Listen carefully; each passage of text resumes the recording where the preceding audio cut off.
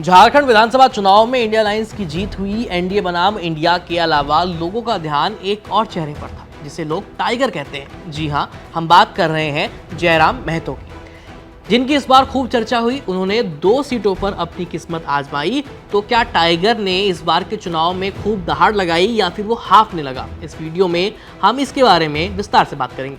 जयराम महतो इस बार डुमरी और बरमो 2 सीटों से चुनाव लड़ रहे थे। डुमरी से जयराम कुमार महतो ने झारखंड मुक्ति मोर्चा की बेबी देवी को हरा दिया।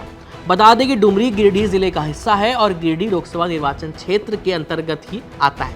डुमरी विधानसभा पर कांटे की टक्कर देखने को मिली और आखिरकार JLKM के टाइगर महतो ने जीत हासिल कर ही ली। जयराम महतो सुबह से ही बेबी देवी से कई राउंड की काउंटिंग में आगे चल रहे थे और आखिर में 10,945 वोटों से जयराम चुनाव जीतने में कामयाब रहे।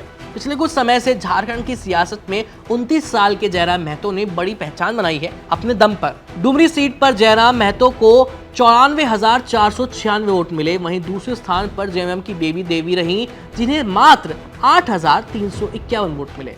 इस विधानसभा चुनाव में उनकी पार्टी झारखंड लोकतांत्रिक क्रांतिकारी मोर्चा ने सूबे की 71 सीटों पर चुनाव लड़ा था। खास बात यह रही कि इसी साल लोकसभा चुनाव से पहले उन्होंने अपनी पार्टी का गठन किया था। 2024 के लोकसभा चुनाव में जयराम महतो ने निर्दलीय प्रत्याशी के तौर पर चुनाव लड़ा और हैरान करने वाली बात यह भी थी कि बीजेपी और JMM उम्मीदवारों के बाद वो तीसरे नंबर पर रहे थे। इस चुनाव में उन्हें 3 लाख से ज्यादा वोट मिले थे। वहीं बेरमो सीट की बात करें तो जयराम महतो को यहां हार का सामना करना पड़ा। हालांकि वो यहां दूसरे स्थान पर रहे। यहां कांग्रेस के कुमार जयमंगल चुनाव जीत गए। कुमार जयमंगल को 90,000 से ज्यादा वोट मिले।